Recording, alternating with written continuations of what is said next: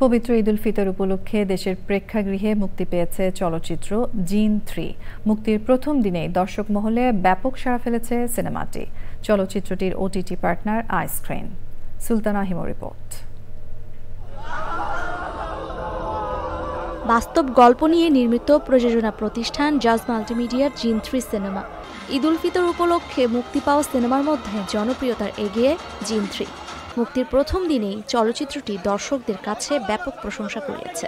গান মিলিয়ে সবকিছু মিলিয়ে বেশ ভালো লাগছে। তো 3টা সিকুয়েলই দেখেছি, তো আমার কাছে 3টাই অনেক ভালো লেগেছে। অ্যান্ড আমি অন্যদেরকেও সাজেস্ট করব, যাদের হরর মুভিজ পছন্দ তারা অবশ্যই আসুক, দেখে যাক। হাইলি রিকমেন্ড করব যে ঈদের সময় হচ্ছে ফ্যামিলি বলেন বা যে একসাথে আপনারা এসে জিন 3টাও দেখবেন। এতে অভিনয় করেছেন নুসরাত ফারিয়া ও আব্দুল নূর সজল।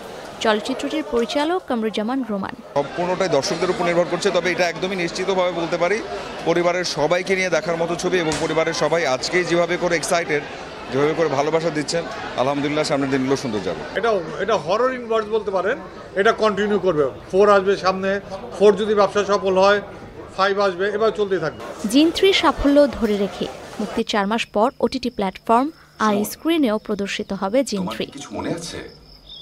Sultana Himu, channel I, Dhaka.